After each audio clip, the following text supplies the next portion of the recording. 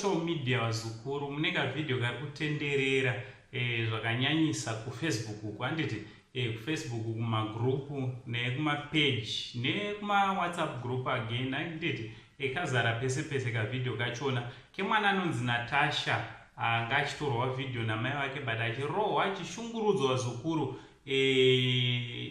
zvinhu zvinorwadza chinhu chinorwadza changa chiitika ipapo handiti so kana usina ukaona kavidhio kachona ndakaisa pafacebook page reSaint TV enda unongaona karipo.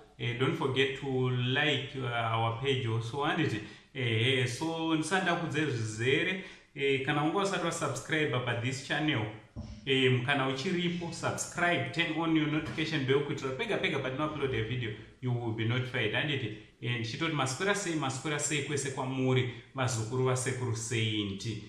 So nyaya tinayo haifadzi vazukuru ndeyeabuse handiti mwana watiri kuona achishungurudzwa achiabusiwa namai vake vakamuzvara vakamutakura pamuviri vakamupona vakamuchengeta ndo vanga vachimushungurudza zvakare nekuda kwekuti vanenge varambana nababa vachona here hameno nyaya dzavo asi vazosvika paada paatotaura mashoko ekutoti ndichatanga ndauraya mwana achitodza mwana ndichatanga ndauraya wewe handiti kamwana karatidza kuti kanenge kane 3 years here kana 2 years ipapa 3 years kana 3 something ipapa so kamwana aka kashungurudzwa zukuru.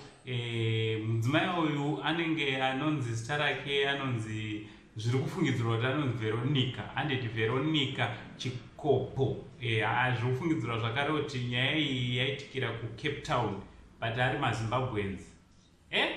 Mazukuru tisadaro kana tatsamwa tisaite zvinhu mukutsamwa because pane zvimwe zvatinoita zvatinozoregreta mangwana handiti nekuti izvezvi mapurisa atova kutomutsvaga mudzimai uyu mangwana infact akutopinda panguva yakaoma muna taisireva zvakare ukama hwake nemwana hwatokanganisika because mwana achazoti achikura achiudzwa nyaya idzi moziva kuti vanhu vanogona kukanganwa but internet haikanganwa internet haikanganwa ende mangwana mwana anogona kusanganika vidhio ikaka achishungurudzwa namai vake ukama hwake namai vake unenge watokanganisika.